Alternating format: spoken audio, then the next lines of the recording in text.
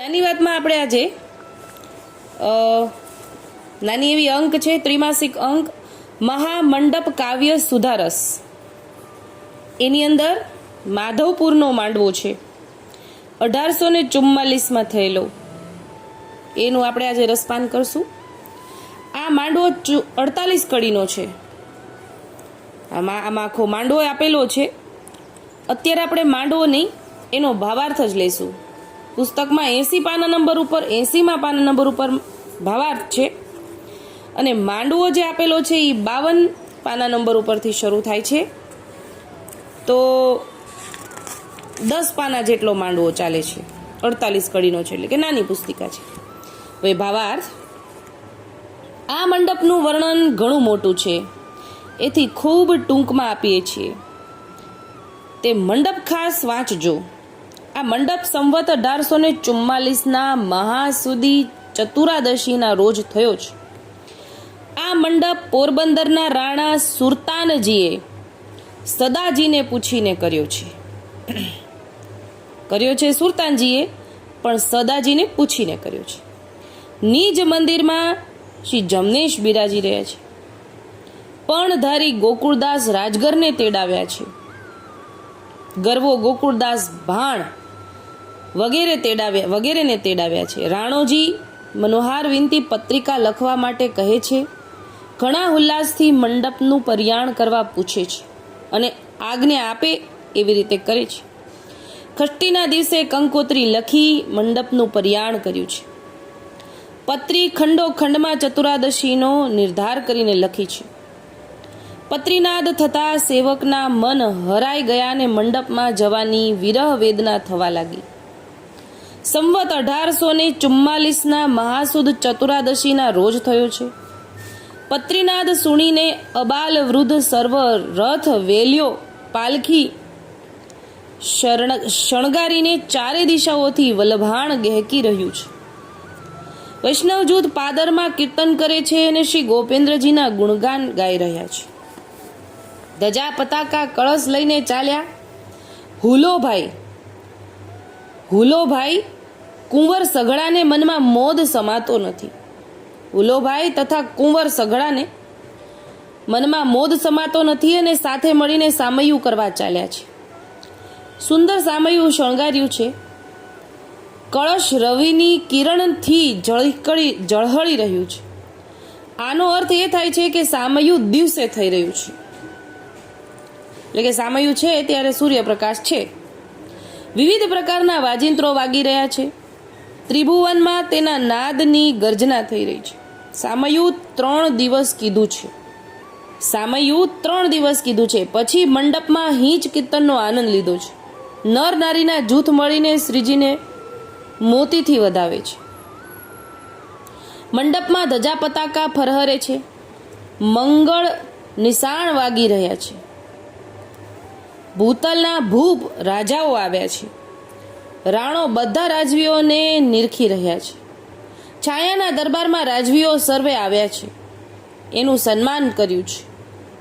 શ્રીજીને પ્રેમથી નિરખી રહ્યા છે. પહેલું સામૈયું પાટણથી કલ્યાણભાઈ પાદુકાજીને પધરાવી લાવ્યા હતા એનું કર્યું, એટલે કે સામૈયા પણ 2 થયા છે. અગાઉ જોયું ને 3 દિવસ સામૈયા ચાલ્યા. એમાં સૌથી પહેલું સામૈયું કલ્યાણજીભાઈ પાટણથી પાદુકાજી પધરાવી લાવ્યા હતા ને એનું કર્યું. પછી બીજું સામૈયું બધા વૈષ્ણવ જૂથનું કર્યું.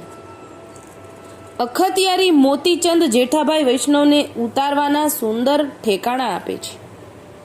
વૈષ્ણવમાં મુખી ગોકળદાસ રાજગર, પણધારી દામોદર, નરછી અને પ્રાગજી તે પાદુકાજીની પાસે રહ્યા છે. તેના મનમાં ઘણો હર્ષ છે.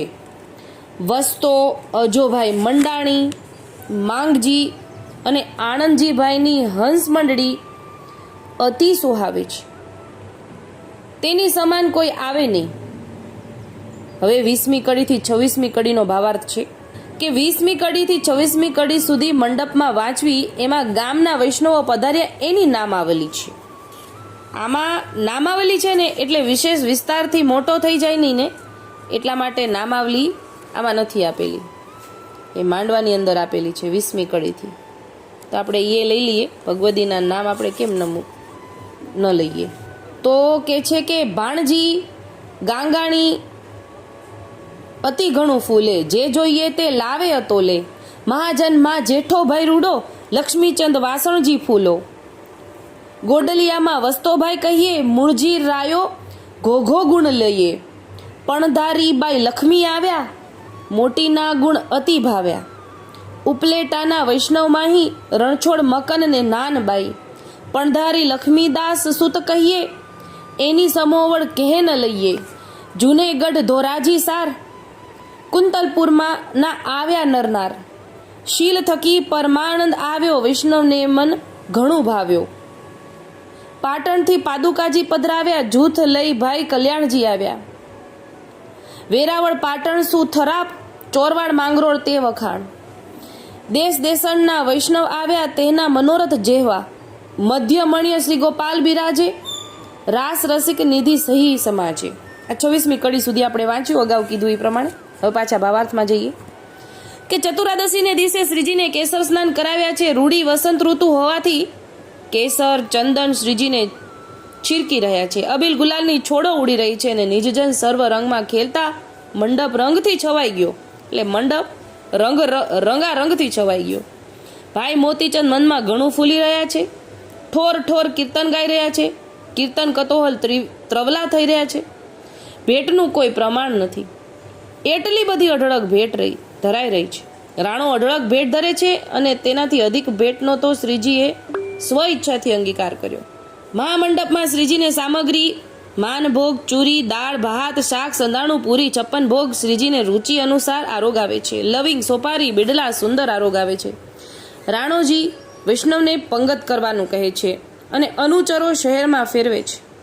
સર્વ જૂથ પ્રસાદ લેવા આવી રહ્યા છે અને પંગતની ચતુરાઈનું વર્ણન કરે છે. પંગત ઉપર શ્રીજીના જશ બોલે છે. જ્યો જ્યો શબ્દ ઉચ્ચ સ્વરે બોલે છે.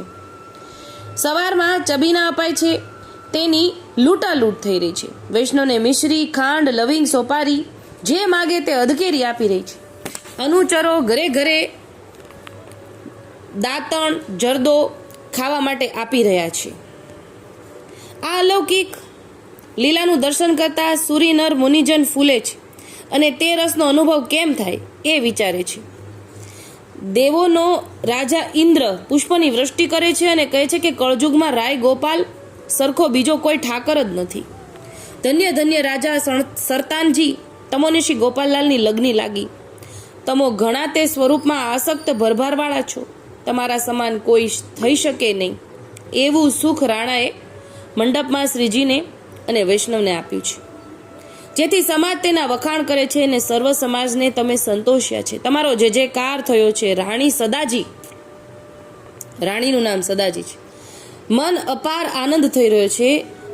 તમે જે મંડપ કર્યો છે તેના આગળ ખૂબ જ વખાણ થશે. વલ્લભકુળનું કારણ તો વેદ પુરાણે પણ વખાણ્યું છે. રાજા બધાને પેરામણી કરી રહ્યા છે. બધાને મન જે ગમે તે આપી રહ્યા છે.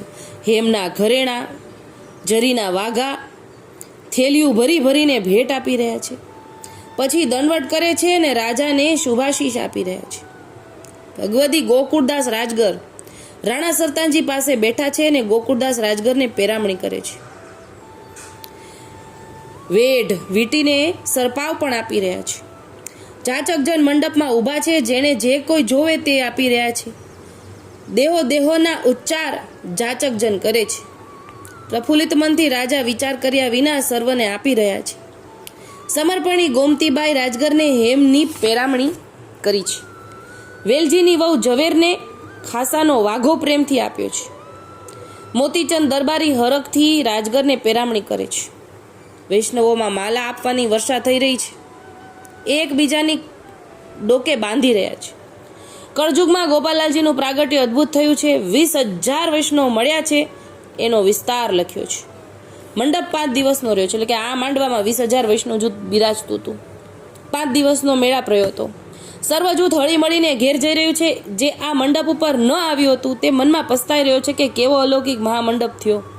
સંવત 1844ના ભાદરવા સુદ 6ને રવિવારે પોરબંદરમાં ભગવદીઓની કૃપા દ્રષ્ટિએ આ લખીને પૂરો કર્યો છે. તે પારેખ કાશીને શ્યામબાઈ રંભા અને રતનબાઈ પાસે હતા. નાથાભાઈના સૂત પ્રાગજીભાઈ આ મંડપનું કાવ્ય રચેલું છે. તે દાસાનો દાસ ભાવે ચરણરજ માત્ર થઈને હું લખું છું એવું અહીંયા લખેલું છે.